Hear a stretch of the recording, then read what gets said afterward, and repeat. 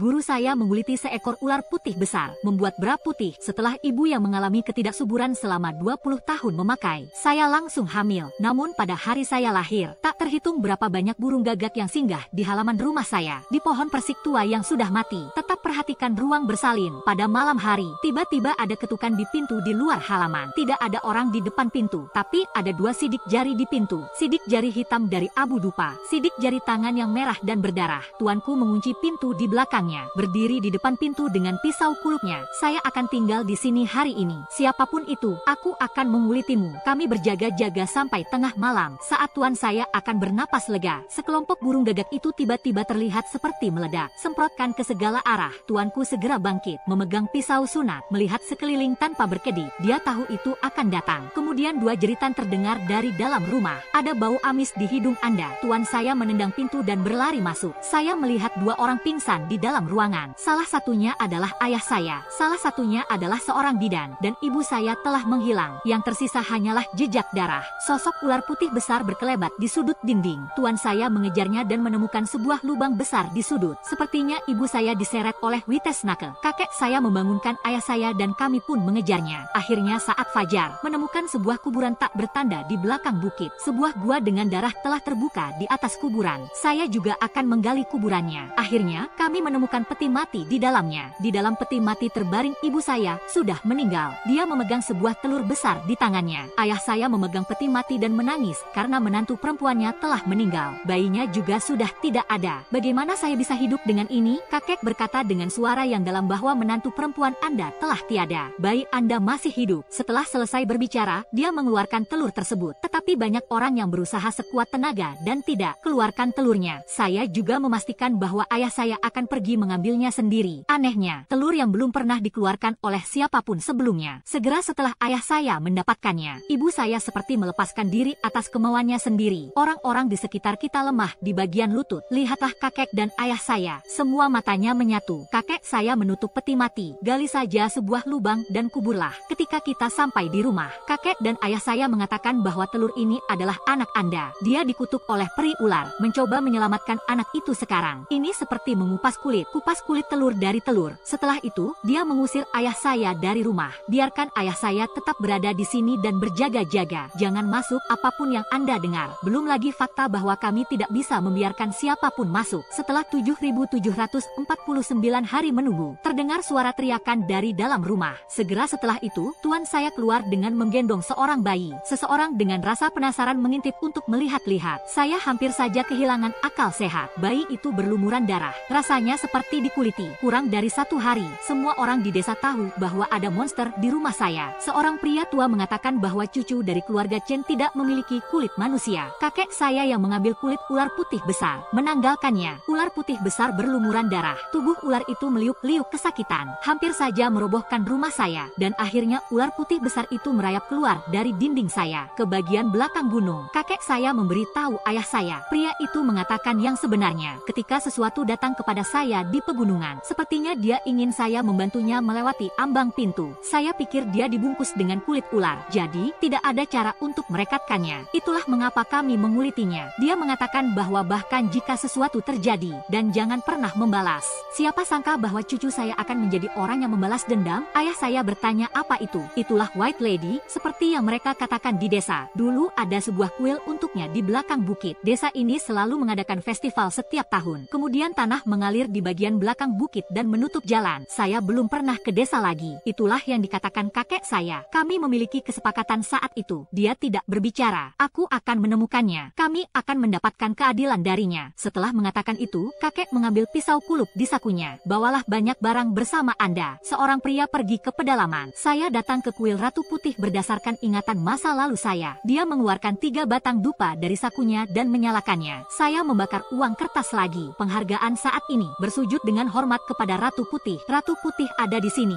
Saya Chen Qi, penyamak kulit di dasar gunung. Saya datang untuk menanyakan sesuatu. Detik berikutnya, cengkeraman ular yang asli sudah bersisik padat. Semuanya adalah makanan, berderak dan jatuh kemana-mana. Pada tubuh ular yang kering, saya dapat melihat retakan yang mengalir di tubuh saya. Retak saat itu adalah saat kakek menguliti Ratu Putih. Posisi alat yang bergerak. Kakek tahu bahwa Ratu Putih memiliki dendam. Kemudian dia berkata dengan hormat, Ratu Putih, apa yang terjadi saat itu adalah adalah kesalahan saya. Jika Anda ingin melampiaskannya pada saya, lampiaskan pada saya. Saya mohon Anda mengampuni cucu saya yang tidak bersalah. Setelah itu, kakek menembaknya secara langsung, mengetuk-ngetukkan kepalanya. Tidak lama kemudian, dahi kakek memerah. Patung itu tidak merespons, hanya memandang rendah saya. Celah di sudut mulut kakek semakin lebar. Sudah jelas bahwa sisi lain tidak bisa dinegosiasikan. Jadi kakek tidak peduli siapa orang itu. Dia bangkit, menunjuk ke arah patung itu dan mulai mengumpat. Jangan berpikir saya takut padamu karena kamu telah melakukan sesuatu. Saya akan berbicara dengan Anda dengan cara yang baik. Anda akan melakukan ini dengan cara yang sulit, bukan? Aku bisa saja mengulitimu. Sekarang tidak terlalu buruk. Saya, Chen Qi, tidak bisa dianggap remeh. Setelah Anda menyampaikan maksud Anda, saya pun berlari pulang ke rumah. Dia membuat ayah saya meninggalkan rumah. Penyamaran hidup. Jangan kembali lagi seumur hidup Anda. Kemudian dia menggendong saya ke rumah leluhur. Pindahkan tablet leluhur. Sebenarnya ada dua master dalam keluarga pengrajin kulit. Satu di tempat terang dan satu lagi di tempat gelap. Yang satu baik dan yang satu jahat. Nama yang sah adalah Luban, sang pengrajin utama. Dan yang satunya lagi adalah seorang pria berkepala 3, berlengan 8, bertulang runcing, dan berperut buncit. Neza, dewa jahat yang memotong daging dan mengembalikannya kepada ibunya. Saya sudah lama mengunjungi Mahaguru, penyamak kulit Ben. Tapi satu-satunya cara untuk menyelamatkan saya sekarang adalah mengambil jalan yang salah. Ia meletakkan tablet ke dalam pembakar dupa secara terbalik. Kemudian dia mengeluarkan pisau kulup dan memotong jari kelingkingnya. Dia melemparkan kelingkingnya ke dalam tempat pembakaran dupa. Dan darah pada tablet. Mundur, berlutut dan mulailah bersujud berulang kali. Cucu yang tidak tahu berterima kasih, Chen Qi, berada dalam masalah besar hari ini. Sekte pemberontakan bela diri sangat ketat dalam menilai keaslian. Berubah menjadi jahat. Tuhan telah mematikan bumi dan langit sejak saat itu. Idiom, dimusnahkan oleh langit dan bumi. Menyala, meneteskan darah. Tidak masuk ke dunia orang mati. Keabadian. Bahkan jika jiwa Anda tercerai-berai dan tidak ada penyesalan. Asap tebal mengepul dari pembakar dupa. Kemudian tablet dibungkus dengan api sampai mereka berubah menjadi abu. Ketika asapnya hilang, kakek putus asa. Pembakaran tablet peringatan. Itu berarti guru Luban menganggukkan kepala dan mengeluarkannya dari sekolah. Tapi asap tidak membuat saya takut. Ini berarti bahwa Mahaguru jahat menyitanya dari dinding gerbang. Saya juga teringat akan perkenalan Mahaguru jahat. Mengambil pisau bedah dan menikam dadanya. Dia mengeraskan hatinya. Kemudian dia mengambil segenggam abu dari tempat pembakaran dupa dan memasukkannya ke dalam luka. Dan kemudian Anda mencurahkan isi hati Anda ke dalamnya. Kali ini, asapnya adalah seorang pria raksasa berkepala 3 dan berlengan 8. Sosok berwajah hijau dan bertaring. Bayangan berubah menjadi asap. Sebagian masuk ke dalam tubuh saya. Bagian lainnya masuk ke dalam 7 lubang kakek saya. Tuanku mengeluarkan tangisan sedih. Semuanya berguling ke tanah. Dia menarik rambutnya keluar. Ambil dagingnya. Sampai kulitnya terbelah. Tidak ada 1 inci pun dari tubuhnya yang tersisa sebelum dia pingsan. Ketika tuanku bangun, gendong aku ke atas bukit. Dia telah mencari ular di seluruh pegunungan. Kami tidak membunuh mereka ketika kami menemukannya. Sebaliknya, mereka menguliti ular itu hidup-hidup. Guntinglah dengan hati-hati bagian kecil pada posisi 7 inci. Tempelkan padaku. Kemudian dia mengeluarkan empedu ular dan mengoleskannya ke seluruh tubuh saya. 7 hari kemudian, kakek saya menggendong saya turun gunung. Pada titik ini, saya memiliki kulit yang bagus di tubuh saya. Tapi orang-orang di desa mengatakan bahwa kulit di tubuh saya bukan milik saya. Ini adalah kulit orang mati yang dikupas kakek saya dari orang yang sudah meninggal. Sejak saya masih kecil, guru mengatakan kepada saya untuk selalu memakai payung saat keluar rumah. Jauhi sinar matahari. Sampai suatu waktu, saya lupa membawa payung saat keluar rumah. Kulit yang terpapar terasa panas dan nyeri. Area yang terbakar sinar matahari menjadi merah dan bengkak selama beberapa hari. Jadi saya mencoba bertanya kepada kakek, apakah itu kulit orang mati yang ada di tubuhku? Kakek saya mengatakan kepada saya, setelah bencana itu, Mahaguru memberitahunya cara untuk mempertahankan saya. Pertama, ia harus menguliti 100 ekor ular dalam waktu 7 hari. Gunakan saya sebagai model. Jahit kulit palsu dari kulit ular berukuran 7 inci. Kedua, pada hari ulang tahun saya, Ratu Putih akan mendatangi kita. Kalau begitu, kita perlu bicara. Saya akan mendapatkan kulit saya kembali jika kita membuat kesepakatan. Saya akan aman dan sehat dalam kehidupan ini. Tetapi jika itu berantakan, maka kita harus bertaruh dengan nyawa kita. Saya berpikir bahwa saya baru berusia 12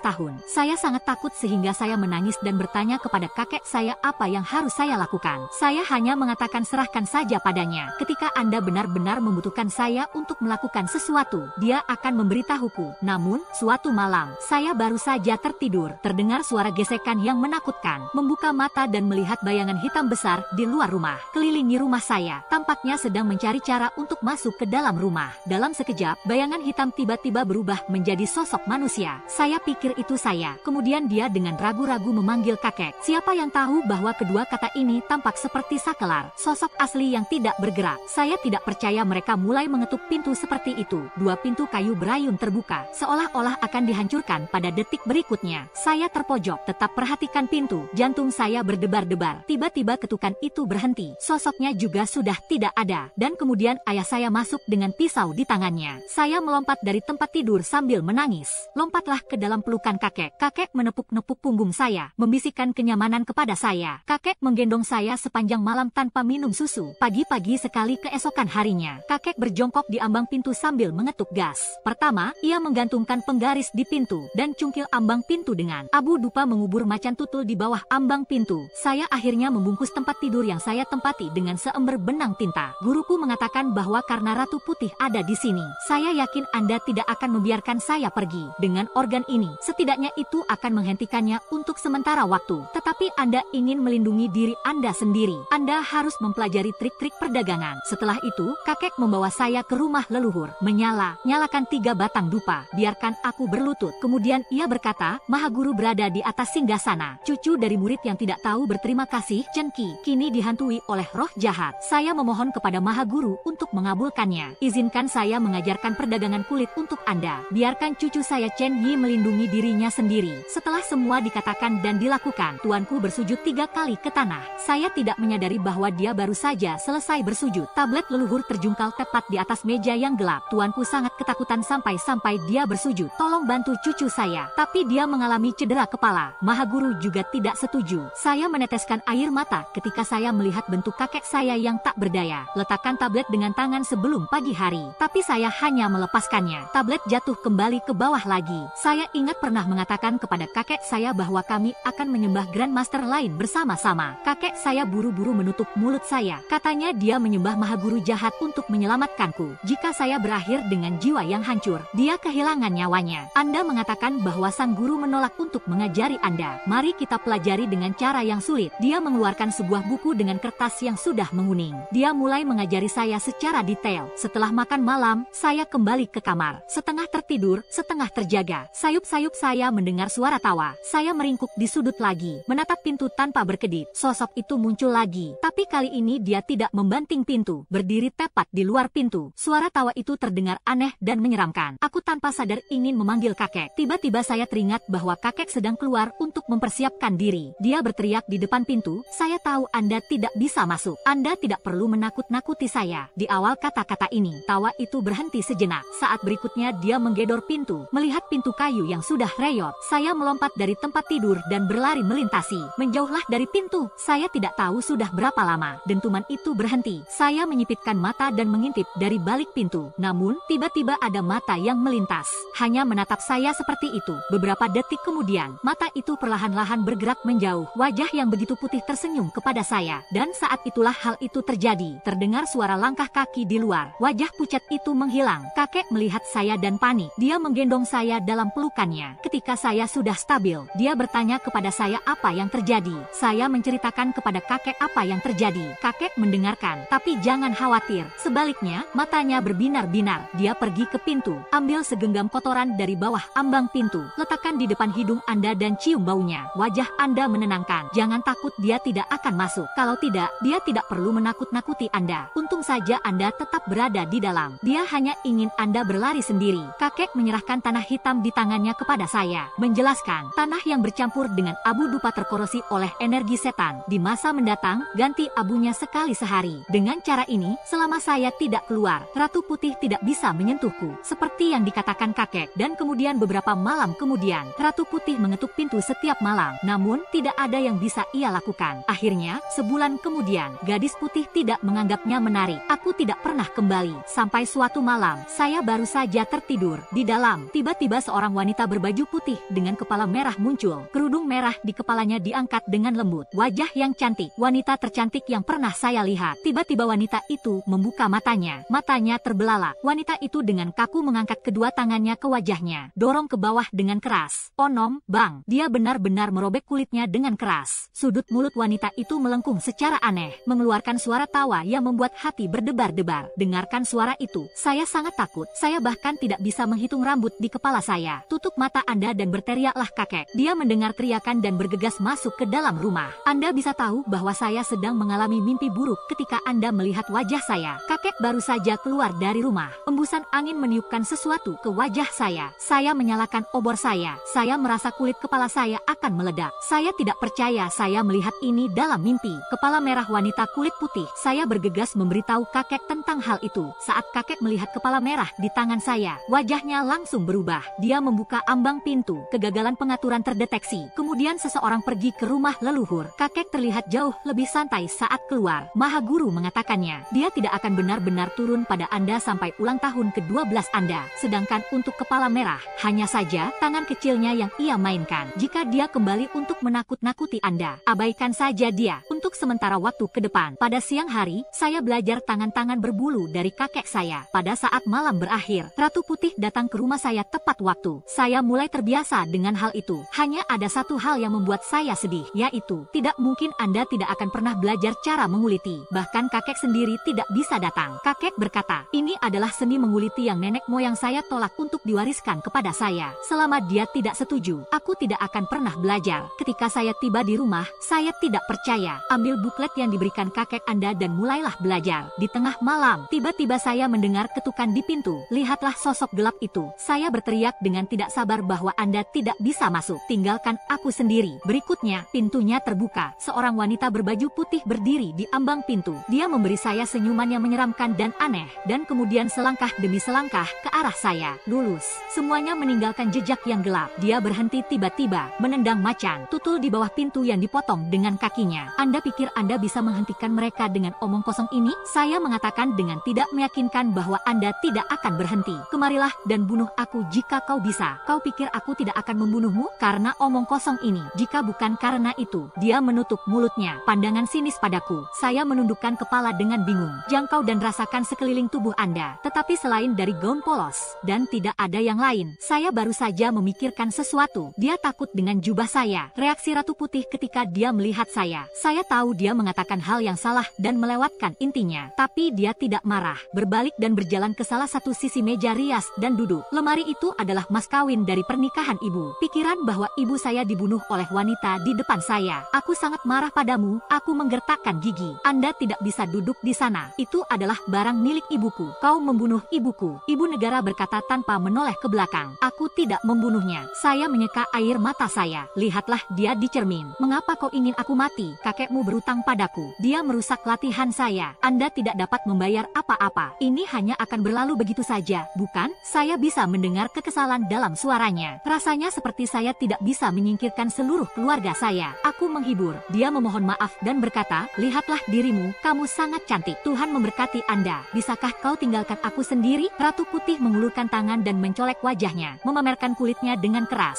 Berikut ini, seekor ular besar yang berdarah muncul di depan kami. Dia memanjat ke atas balok. Tundukkan kepalamu dan mendesis padaku. Apa aku terlihat baik sekarang? Saya merasakan bau busuk mulai tercium. Sedikit darah menetes ke wajah saya. Dampaknya begitu kuat sehingga saya pingsan dengan mata terbuka lebar. Ketika saya membuka mata lagi, hari sudah siang keesokan harinya. Kakek duduk di tepi tempat tidur dan menatapku dengan cemas. Saya menangis dan bertanya kepada kakek-kakek, bisakah kita benar-benar mengalahkan Ratu Putih? Kakek menepuk-nepuk punggungnya sendiri. Dengan bimbingan Maha Guru, dia menemukan cara untuk menghadapi Ratu Putih. Setidaknya yang satu ini pasti akan aman dan sehat. Katakan padaku untuk tidak khawatir tentang hari itu. Setelah itu, kakek menjadi lebih khawatir. Dia menghabiskan banyak waktu sendirian di rumah utama. Sepanjang hari, pada kesempatan langka ketika kami beristirahat, kakek juga akan duduk di ambang pintu, cemberut. Seorang pria sedang menghisap rokok kering. Saya telah mencengkeram buklet sampul itu sepanjang hari. Benci untuk bisa menuliskan apa yang tertulis di atasnya langsung ke otak. Dan Ratu Putih mendatangi saya setiap malam tanpa gangguan. Dan setiap kali dia muncul, semuanya datang kepada saya dan kemudian berhenti lagi. Jarak di antara kami semakin dekat setiap malam. Hari ini, ibu negara yang sudah beberapa hari tidak berbicara dengan saya tiba-tiba bertanya, apa yang Anda lakukan dengan buku kulit itu setiap hari? Anda tidak ingin menggunakan hal ini untuk melawan saya, bukan? Saya bisa mendengar penghinaannya. Saya tidak senang akan hal itu. Jika bukan karena keengganan Maha Guru untuk mengizinkan saya mempelajari warisannya, aku akan takut padamu. Saya akan menguliti Anda sejak lama. Ratu Putih tersenyum dingin. Ini bukan berarti Anda belum pernah melihat saya dikuliti sebelumnya. Sisa hari itu, aku akan membiarkanmu hidup dengan tenang. Setelah mengatakan itu, Ratu Putih menghilang. Sehari setelahnya, dia benar-benar tidak tidak membela saya. Sebentar lagi ulang tahun saya yang ke-12.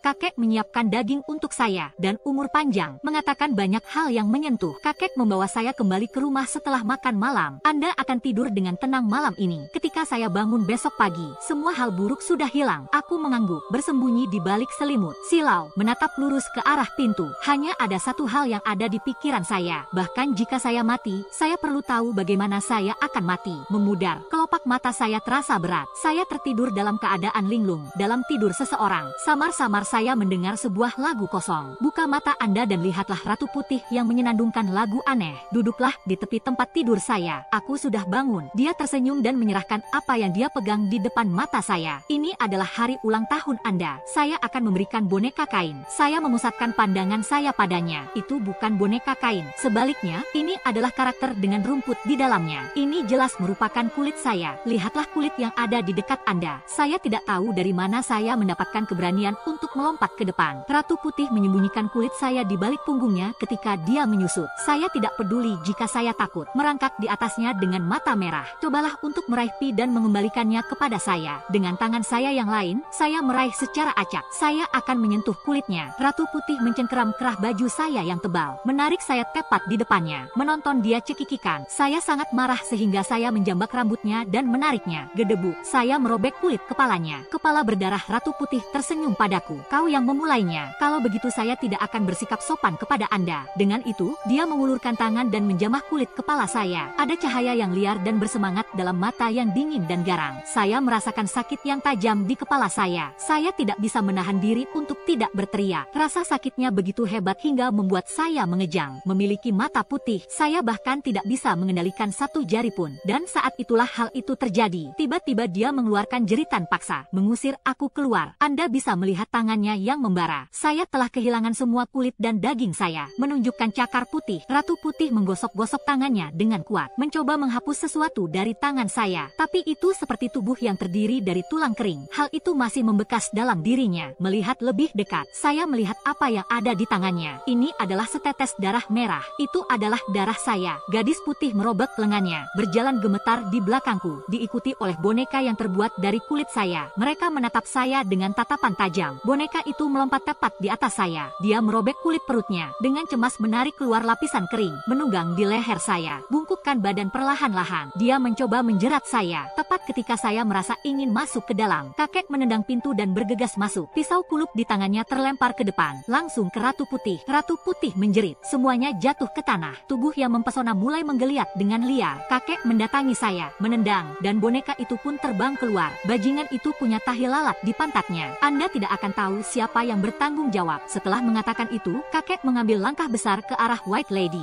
Dia melakukan tendangan. Ada lubang besar di bawah kulit ular. Ratu Putih telah melarikan diri. Boneka kulitnya pun lolos melalui jendela. Saya tidak bisa bertahan lebih lama lagi. Tekuk kepala Anda, pingsan. Ketika aku bangun lagi, sekarang sudah 3 hari kemudian, saya meroboh ke bawah dan meraba seluruh tubuh saya, hanya untuk memastikan saya masih hidup. Kakek melihatku bangun. Jangan takut, katanya dengan riang. Itu adalah rintangan yang telah Anda lewati. Saya awalnya diinstruksikan oleh Maha Guru. Saya hanya menunggu malam itu untuk menyulitkannya. Lebih baik dia dibunuh saja. Saya tidak menyangka dia akan lolos secepat itu. Memikirkan malam itu ketika Ratu Putih tiba-tiba terluka. Saya bertanya kepada kakek apa yang terjadi. Kakek tertawa mendengarnya. Dia mengatakan bahwa ini adalah berkah dari para leluhur. Kalau tidak, dia tidak akan membiarkan saya tidur di kamar yang sama sepanjang waktu. Dia selalu berada di sisi saya setiap hari. Aku tahu kenapa. Alih-alih menjadi bahagia, sebaliknya, saya merasa seperti merinding. Meskipun saya tidak tahu bagaimana leluhur memberkati saya, tapi leluhur pasti ada di dalam diriku. Sidik jari apa yang tersisa. Beberapa malam berturut-turut, Ratu Putih bahkan tidak muncul. Saat saya lengah, saya pun lengah. Ratu Putih telah muncul lagi. Lihat dia duduk di tepi tempat tidur saya. Dia bertanya lagi apa yang dia lakukan di sini. Ratu Putih hanya terkikik. Tiba-tiba dia mengulurkan tangan dan mengangkat selimut dari tubuhku. Dia hampir berada di atas perut saya. Dia terus menatapnya dengan mata terpejam. Hidung mengangkat bahu. Mereka seperti sedang mencari aroma. Saya memegang kepalanya di tangan saya, dorong ke samping, dan kemudian meringkuk di sudut. Saya diberkati oleh Maha Guru. Anda tidak bisa menyakiti saya. Pergi dari sini, atau aku akan menyuruh kakek pergi. Anda akan mendapatkan apa yang akan terjadi pada Anda. Ibu negara tampak terpukau dengan kata-kata saya. Dengan geli ia membelai rambutnya dengan penuh pesona. Silakan, saya juga ingin membunuhnya. Setelah mengatakan bahwa dia kembali berada di atas saya, mengendus-endus saya berulang kali. Tiba-tiba saja dia merangkul kepala saya, menggigit. Saat berikutnya, saya terjatuh telentang dan terbatuk-batuk hebat. Dia tidak tahu apa yang dia taruh dalam diri saya. Mulut saya terasa amis dan bau. Kegembiraan itu begitu kuat sehingga membuat saya menguras tenaga. Rasanya seperti Anda akan memuntahkan semua organ tubuh Anda. Ratu Putih mengulurkan tangan dan menepuk-nepuk punggung saya. Tersenyumlah dan katakan tidak apa-apa, tidak apa-apa. Sebentar lagi semuanya akan baik-baik saja. Saya merasa mulai kepanasan dan kedinginan, dan kemudian terasa sakit seperti dicubit. Setelah beberapa saat, saya merasa seperti ada jutaan semut yang menggigit saya lagi. Gatal yang tak tertandingi. Bahkan, rasa sakitnya pun teratasi. Penyiksaan yang berulang-ulang membuat saya berkeringat deras dalam waktu singkat. Apa yang telah kau lakukan padaku? Pada saat itu, pintu kamar didorong dengan keras hingga terbuka. Kakek sedikit terlambat. Ratu Putih sudah lama pergi, hanya menyisakan jejak tawa yang mengagumkan. Dia berlari ke tempat tidur saya dengan panik. Anak yang baik, apa yang salah dengan Anda? Aku menatap kakek. Pingsan lagi. Ketika aku bangun, sisik ular besar telah tumbuh di tubuhnya. Saya telah menjadi seorang pria yang bukan pria.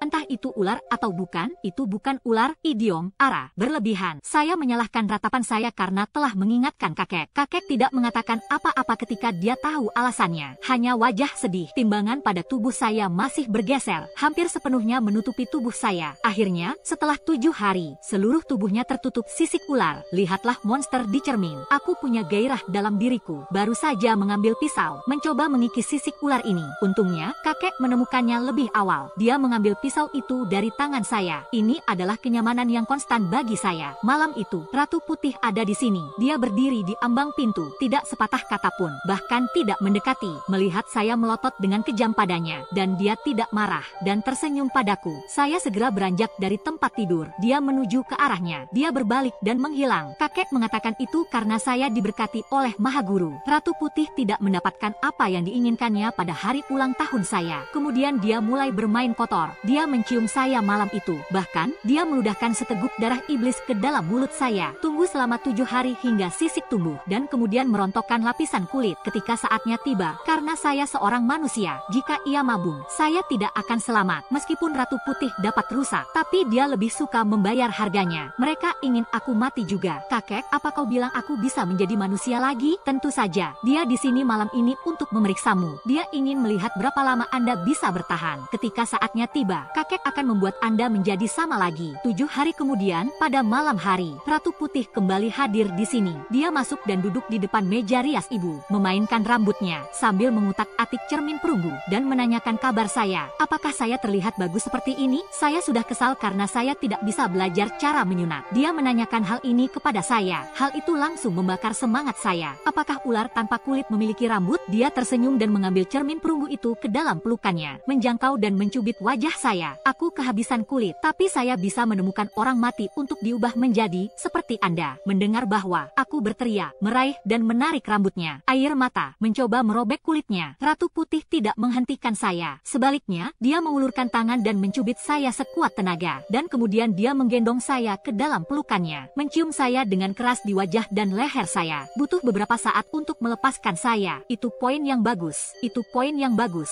Anda akan mabung dalam waktu sekitar 1 bulan. Selama lebih dari sebulan setelah itu, Ratu Putih mengunjungi saya setiap 7 hari sekali. Setiap kali dia mempermalukan saya, dia melakukannya dengan sengaja. Anda membuat saya gusar dan kemudian Anda menahan saya dan memeriksanya. 7 hari lagi, malam itu, saya menggenggam pisau di tangan saya, bersembunyi di balik selimut. Kali ini saya akan memberinya kesulitan. Pada saat itu, pintu kamar berdenting, terdorong oleh suara-suara. Kakek menyeret seorang pria seukuran saya. Anda masih mengenakan pakaian saya, menunggu untuk melahirkan seorang bayi. Kau menungguku. Saya membuat ini untuk Anda. Kakek yang berdiri di sana memberitahu saya. Boneka, tempat ini diisi dengan abu dupa yang dibakar oleh para leluhur, dan sebuah tablet kayu dengan ukiran tanggal lahir saya di atasnya. Saya bahkan menggambar jimat dengan darah saya di bagian belakang. Dengan ini, Ratu Putih tidak akan bisa menemukanku malam ini. Karena itu, kakek melemparkan boneka yang sedang menunggu di tempat tidur, letakkan selimut di atasnya, memalsukan pemandangan saya yang sedang tidur di atasnya, dan kemudian mereka menaruh selimut hitam di mulut saya. Biarkan aku bersembunyi di bawah tempat tidur. Jangan mengeluarkan suara.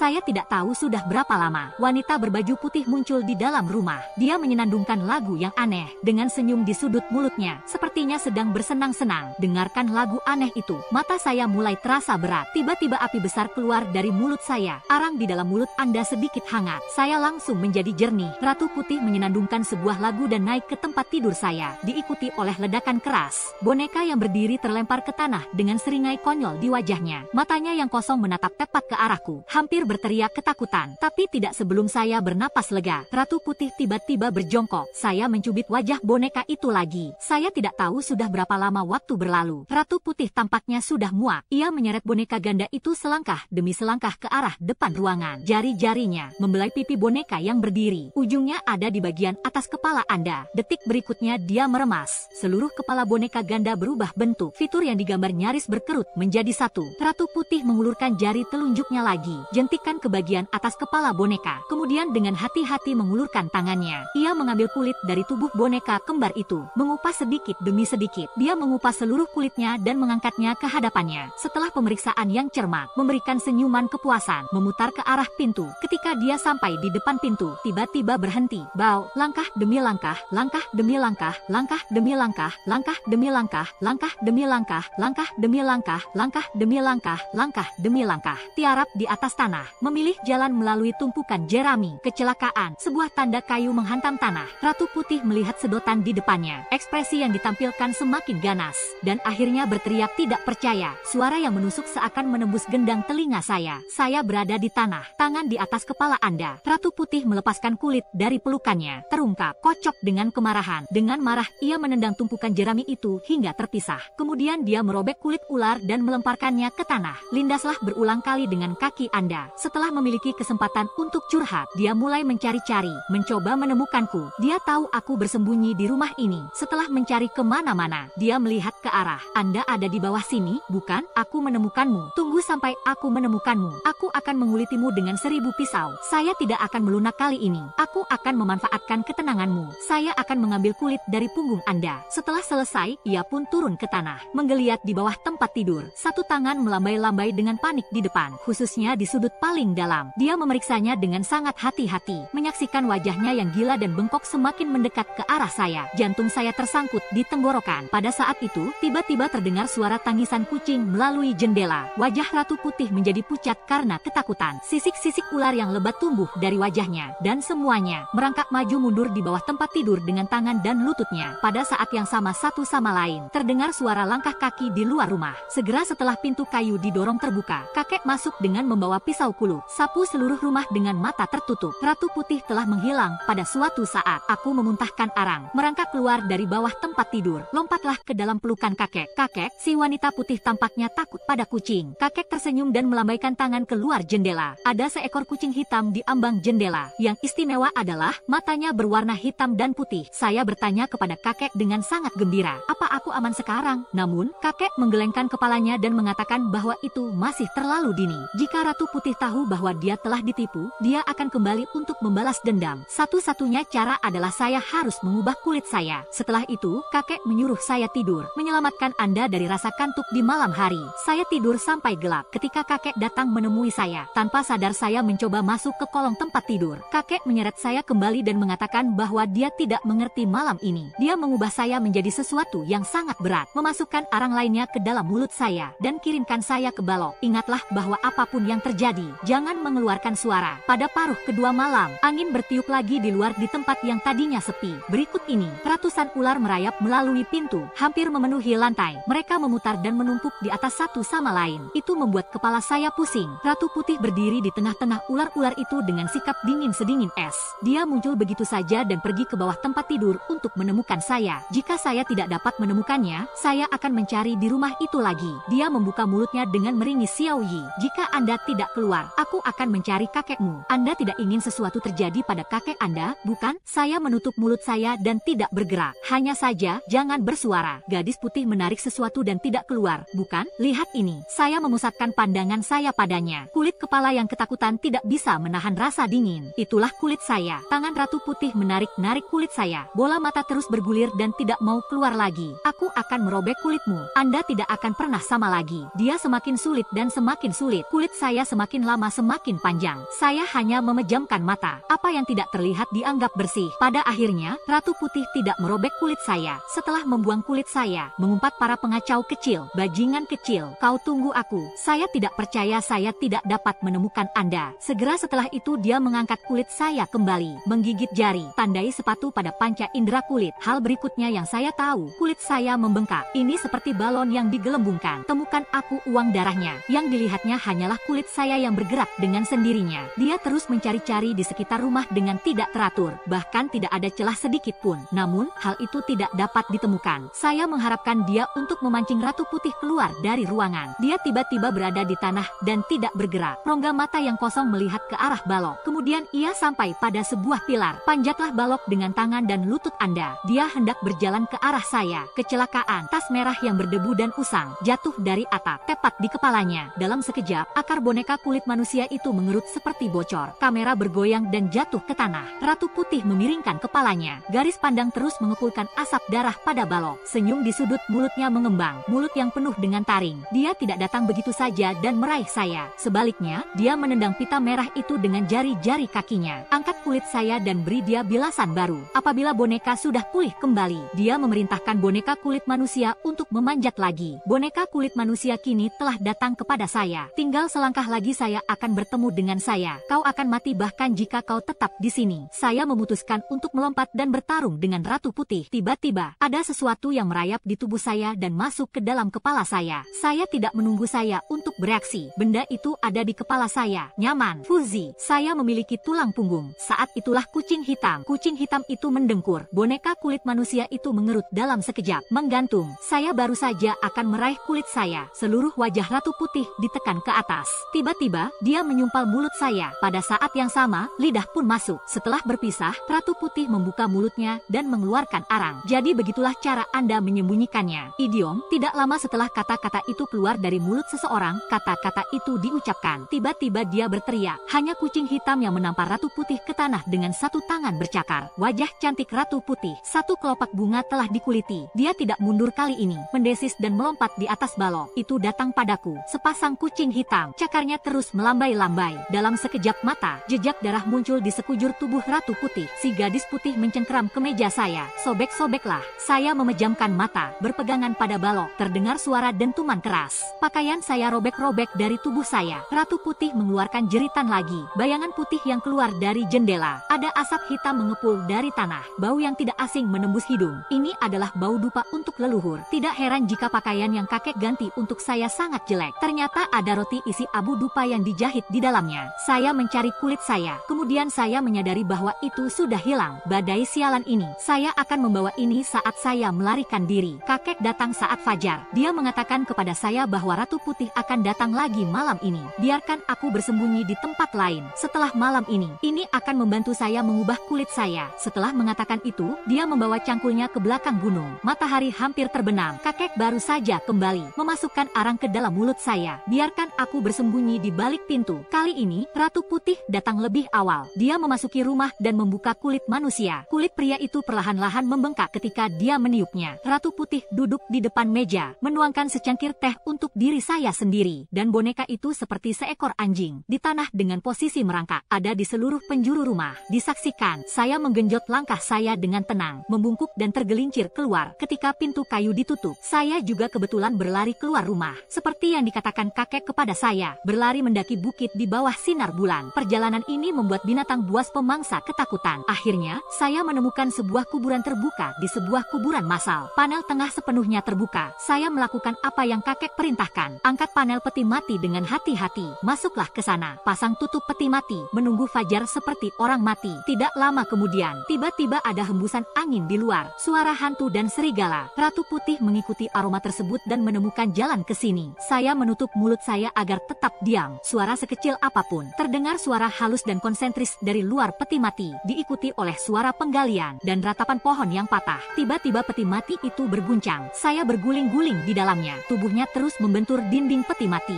Jika aku tidak menutup mulutku, mungkin tidak tahan untuk berteriak. Ratu Putih tidak terlalu banyak melemparkan peti mati. Dia telah berkeliaran di sekitar kuburan massal. Ini merupakan malam yang berat. Besok, ketika kakek membuka tutupnya dan menarik saya keluar, matahari sudah bersinar. Kuburan yang kacau balau-balau telah dijungkir balikan oleh Ratu Putih. Kakek membawaku memulihkan makam-makam lain yang terlibat dan kemudian berdering. Kakek bilang kita akan melawan Ratu Putih malam ini. Dia mengatakan kepada saya tentang apa yang saya lakukan malam ini. Menurut kakek, saya adalah kunci kemenangan malam ini. Memulihkan diri. Saya naik ke bagian belakang bukit lagi. Sebelum memasuki kuil Dewi Bunda Maria, saya berganti pakaian dengan pakaian yang dijahit kakek saya. Menyelinap ke dalam kuil dengan arang di mulut Anda. Di bawah meja gelap tempat dupa dipersembahkan. Aku baru saja tidur. Saya tidak tahu sudah berapa lama. Saya terbangun karena mendengar suara ular raksasa yang merayap. Hanya untuk melihat tubuh besar datang ke meja persembahan. Segera setelah itu, seorang wanita berbaju putih muncul mencubit kulit. Dia menyeka lantai dengan kulit saya dan berjalan keluar. Saya tidak menyadari bahwa dia baru saja sampai di depan pintu kuil. Sosok kurus yang memegang pisau pendek keluar dari samping. Dia melompat ke arah Ratu Putih. Ratu Putih tertangkap basah dan lengannya ditebas. Melalui cahaya guntur, saya melihat pria itu dengan baik. Pria itu adalah kakek saya. Bukankah dia bilang aku datang ke sini untuk mencuri kulit Ratu Putih? Apakah dia menghantui Ratu Putih di rumah? Dalam keadaan syok, salah satu dari mereka, si ular, telah bergerak semakin jauh dari sini. Tanpa sadar, saya merangkak keluar dari bawah meja yang gelap dan mengejarnya. Di pintu kuil, instruksi kakek saya terdengar. Dia mengertakkan gigi dan berlari kembali ke kuil untuk mencari-cari. Saya sudah melihat-lihat, tidak ada. Saya naik ke atas meja yang gelap. Lompatlah di atas alas, melingkari patung ular putih. Apabila tangan Anda menyentuh patung, menyentuh jahitan, saya mengulurkan tangan dan menggenggam jahitannya. Jepret, kulit ular raksasa. Saya merobeknya dari sang idola. Di saat-saat penuh kegembiraan, saya tidak mau repot-repot mengaturnya. Melepas mantel seseorang, keluarkan ransel Anda, gulung kulit ular menjadi bola yang berantakan, dan memasukkannya ke dalam tas. Ambil tas Anda dan lari ke arah rumah Anda. Karena saya melepas mantel saya, membocorkan nafas seseorang. Ratu Putih akhirnya menyadari ada sesuatu yang tidak beres. Mendesis dalam kemarahan, dia menggeliat-geliatkan tubuh ularnya yang besar. Itu akan kembali padaku. Anak nakal, berhenti di sana. Letakkan apa yang kau curi. Saya berlari menuruni bukit dengan arang di mulut saya, langsung ke rumah leluhur. Saya masuk ke bawah meja gelap tempat leluhur diabadikan. Gadis putih menyusul kami, tapi dia tidak jadi membobol rumah itu. Kakek menghentikan saya di atas bukit. Suara pertempuran di luar membuat saya tetap waspada. Tidur tanpa menyadarinya. Ketika saya membuka mata, sekarang sudah fajar. Anehnya, saya menyadari bahwa saya tidak berada di rumah leluhur saya. Sebaliknya, mereka berada di jendela mereka sendiri. Saya pikir kakek baik-baik saja. Dia berlari sampai ke rumah leluhur. Ini belum masuk. Ada bau darah yang menyengat. Dorong membuka pintu. Anda melihat asap di dalam ruangan. Sepatu kakek berlutut di atas kasur, dikelilingi oleh noda besar darah yang menggumpal. Dengan suara gemetar aku memanggil kakek. Kakek tidak bergerak sedikit pun. Tidak ada respons.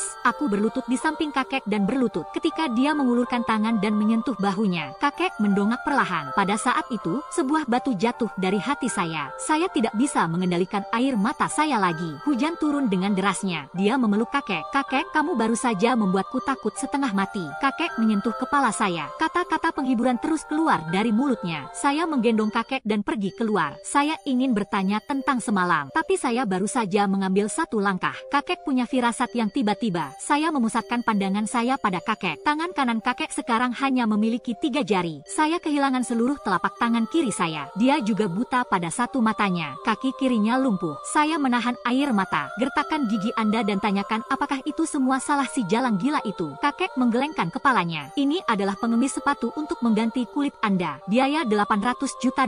Bagaimana perasaan Anda sekarang mendengar bahwa saya menyingsingkan lengan baju saya? Sisik ular yang asli telah lama menghilang. Dalam memeriksa bagian tubuh lainnya, dan begitulah adanya. Saya sangat senang melihatnya. Kakek mengelus kepala saya dan tertawa dan mengatakan bahwa dia sudah cukup senang. Singkirkan sejenak senyuman itu. Anda pergi dan menyimpan kulit orang mati yang telah diganti dari Anda. Saatnya untuk beribadah dengan penuh hormat. Anda harus mengembalikannya. Saya membawa kulit mayat itu kembali ke rumah saya dan panggil pembakar dupa, menawarkan dupa. Bambu bersujud 3 kali di depannya. Setelah semua ini, kakek menceritakan kisah tentang pemilik kulit orang yang sudah meninggal itu. Wanita pahit ini dikucilkan oleh seluruh penduduk desa. Pada akhirnya, penduduk desa memaksanya untuk melompat ke kolam naga dan mati. Setelah kematian seorang wanita, orang-orang mulai meninggal di desa itu satu demi satu. Paik menyuruh penduduk desa untuk menjilat kolam naga sampai mati. Tapi saya tidak bisa mengisi bagian tengahnya. Mereka harus membangun sumur di sekitarnya. Ada banyak formasi ajaib di dalamnya. Dia membawa batu danyang dari puncak gunung untuk menutup sumur. Sumur orang mati ini telah menjadi tempat terlarang di desa tersebut. Kulit orang mati yang saya pakai adalah kulit wanita itu. Itu karena kakek berbicara untuk untuknya. Kemudian kakek pergi untuk memohon kepadanya. Itulah mengapa dia bersedia meminjamkan kulitnya kepada saya. Selamatkan hidupku. Selama lebih dari sebulan setelah itu, saya telah menyajikan kulit orang mati itu dalam sebuah kotak setiap hari. Membakar kertas dan bersujud 9 kali, salam tradisional. Tak terasa, 49 hari telah berlalu. Saatnya mengembalikan kulit mayat kepada pemiliknya. Setelah saya memberikan penghormatan terakhir pada hari itu, masukkan kulit mayat ke dalam kantong dan keluarlah. Saya tidak berani terlalu dekat dengan kuil Ratu Putih ketika saya melewatinya. Saya khawatir saya akan bertemu badai di sini. Setiap 2 langkah, saya selalu merasa seperti ada yang melihat saya dari belakang. Menyapu dengan hati-hati. Saya pikir itu karena saya takut dengan wanita gila tadi. Saya tidak memikirkannya. Teruskan. Beberapa jam kemudian, kami akhirnya tiba di sumur orang mati. Dekati sedikit lebih dekat dengan jaraknya sekitar 1 meter. Saya berada di tanah. Buka tas ransel. Kami menemukan dupa, uang kertas, lilin dan ritual lainnya. Letakkan kulit orang yang telah meninggal dengan hormat di tepi sumur. Membakar dupa, uang kertas yang dibakar. Berlutut dan bersujud 3 kali ke sumur orang yang meninggal. Chen Yi atau Chen Jiachen, 1901-1972, pemimpin komunis Tiongkok yang terkenal, Perdana Menteri Republik Tiongkok dari tahun 1905. Terima kasih telah membuat saya tetap hidup selama ini. Saya di sini hari ini untuk mengembalikannya ke tubuh manusia. Ketidaksopanan, tolong maafkan aku. Idiom. Tidak lama setelah kata-kata itu keluar dari mulut seseorang, kata-kata itu diucapkan. Angin mendung tiba-tiba bertiup. Di tempat yang dulunya adalah sumur orang mati, tiba-tiba terdengar suara air mengalir. Geber, angin es berhembus.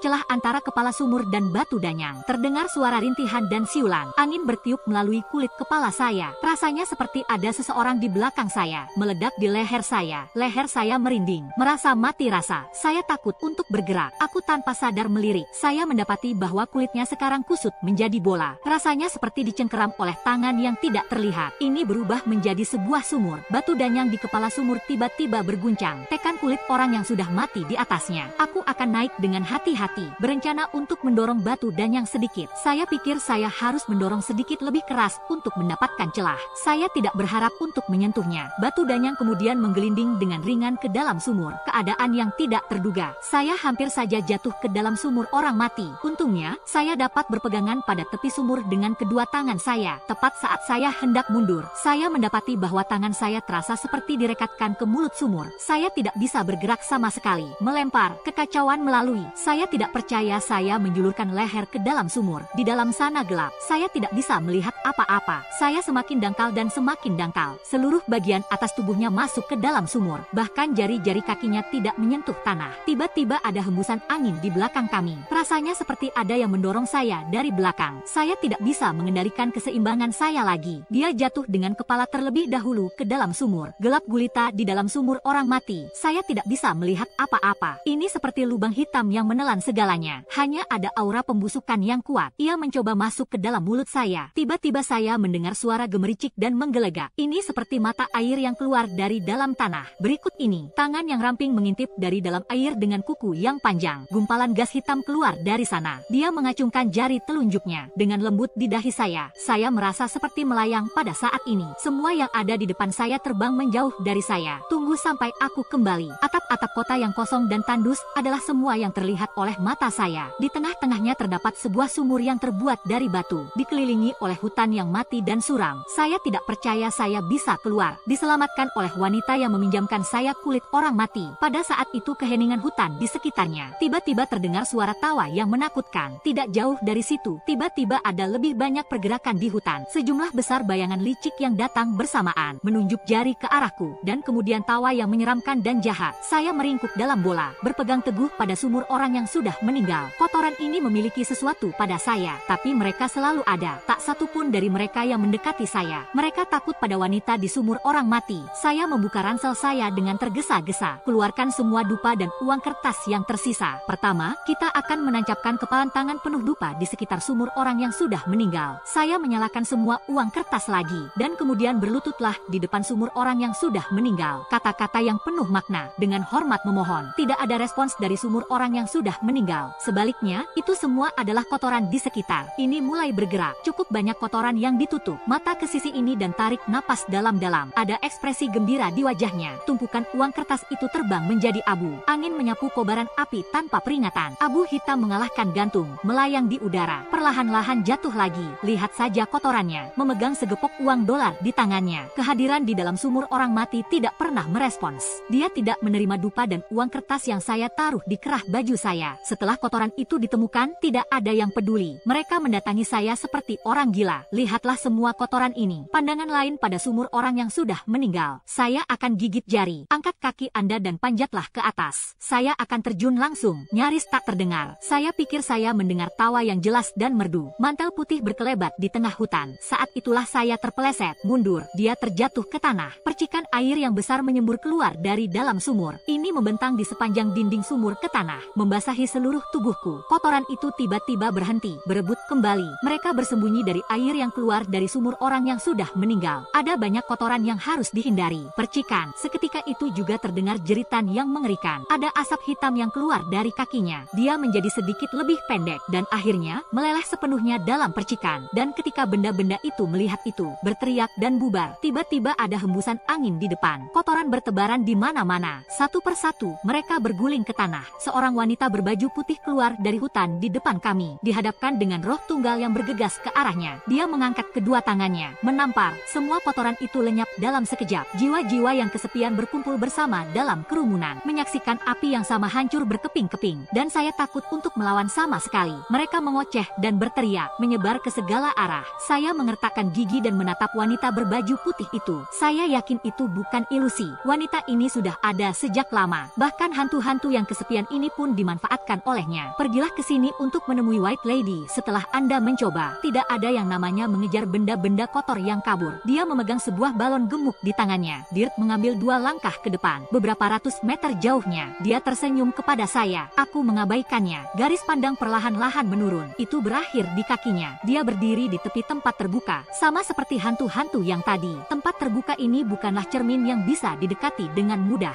Setelah Anda mengetahuinya, aku berdiri. Dia menunjuk ke arah hidung Ratu Putih dan mengutuknya. Saya telah mempelajari semua kata-kata kotor yang telah saya pelajari dalam 10 tahun terakhir. Mereka semua mengutuknya. Ratu Putih sangat marah sampai dia gemetar. Melangkah maju, membanting kotoran di tangannya ke arah saya. Makhluk kotor itu ada di atas saya, merobek-robek pakaian dan rambut saya. Dia tidak mencoba menyakiti saya. Ini adalah rasa takut jatuh dari saya. Mayat-mayat di atas tanah. Saya menangis karena rasa sakit. Rasanya seperti kulit kepalanya akan robek. Saya marah dan takut. Saya akan berguling-guling di tanah. Bunuh dia. Saya tidak menyadari bahwa benda kotor itu sedikit tak berdaya. Saya tidak percaya saya dipaksa untuk mengendalikan tubuh saya. Jangan biarkan aku jatuh. Sebaliknya, dia menekan saya ke dalam sumur, memaksa saya untuk memaksimalkan keseimbangan saya. Saya meraih salah satu lengan si kotoran. Satu gigitan. Kotoran di belakangnya segera berteriak. Dia kehilangan potongan besar dan kotor langsung dari lengannya. Mengusir saya keluar dari ruangan. Di atas sumur orang mati. Dan dia berguling-guling di lumpur karena kesakitan. Asap keluar dari tubuh Anda. Dalam sekejap mata, semuanya hilang. Saya tidak senang akan hal itu. Ratu Putih tersandung ke arahku dengan noda darah di sudut mulutnya, hanya untuk melihat asap hitam yang sama keluar dari tempat dia berjalan. Air dari sumur orang yang sudah meninggal itu sama bermanfaatnya baginya. Ratu Putih mendatangi saya, melihat ke bawah pada kertakan gigi. Sepertinya dia tidak bisa memakan saya hidup-hidup. Dia menginjak dan menendang seluruh tubuh saya. Saya mengambil kesempatan untuk memegang salah satu kakinya. Lebih keras. Gadis putih memiliki bau mulut yang tidak sedap. Saya hampir mendorongnya ke tanah. Dia sedang memantapkan diri. Datang padaku lagi.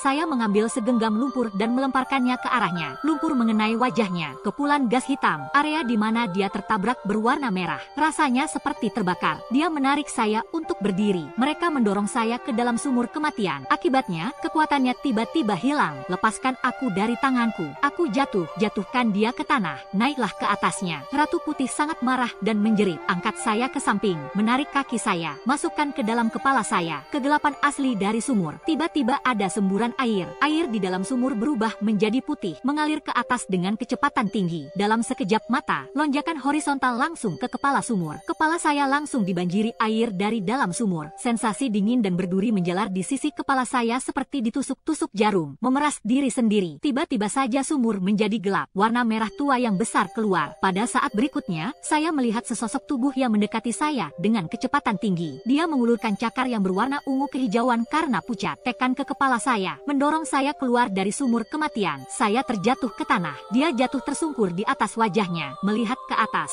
Tepat pada waktunya untuk melihat cakar itu menarik pergelangan tangan Ratu Putih, menyeret wanita gila ini ke dalam sumur kematian. Dengan cipratan yang besar, jeritan dan desisan keluar dari situ. Ratu Putih dan yang ada di dalam sumur kematian sedang bertarung. Sekarang Ratu Putih terjebak. Ini adalah kesempatan saya untuk lolos. Mengambil beberapa genggam kotoran, melihat arah kubur kepala Anda dan lari. Saya telah tersandung-sandung selama berjam-jam. Akhirnya, setelah mendaki bukit di bawah sinar bulan, saya melihat kuil Ratu Putih di lereng bukit di depan saya. Ada beberapa kayu kering dari luar. Mengambil segenggam daun mati lainnya, saya datang ke kuil, sebuah sudut rumah, mengambil korek api dari saku celananya dan menyalakan api. Dengan susah payah, saya melepas pakaian saya, telanjang hanya dengan celana panjang. Saat saya menghela napas lega, ada angin bertiup di luar. Ini meniupkan api ke semua tempat. Api berderak. Ratu Putih berdiri di depan pintu kuil yang rusak dan menatapnya. Dia dalam kondisi yang buruk saat ini. Pakaian di tubuhnya robek dan compang-camping. Ini adalah hamparan kulit putih yang sangat luas. Ada banyak lumpur di atasnya. Masih ada noda darah di tubuhnya. Rambut yang lembut dan rapi. Dan sekarang, kain itu disampirkan secara sembarangan di tubuhnya. Disaksikan, saya tidak bisa menahan senyum. Dia memiliki wajah yang panjang. Sekali lagi, fitur yang terlihat bagus menjadi terdistorsi. Payudara penuh naik dan turun dengan hebatnya. Ratu Putih menyeret tubuhnya yang kaku. Dia berjalan perlahan, seperti manusia kertas. Berhenti di depan saya, meremehkanku. Saya merasa tidak nyaman dengan cara dia menatap saya. Saya tidak bisa menahan diri untuk tidak mengatakan, apa yang Anda lihat? Ratu Putih perlahan-lahan berjongkok, dan dia tidak mengucapkan sepatah kata pun. Detik berikutnya, tiba-tiba dia mengulurkan tangan dan mencengkeram celana saya, tuas ke bawah.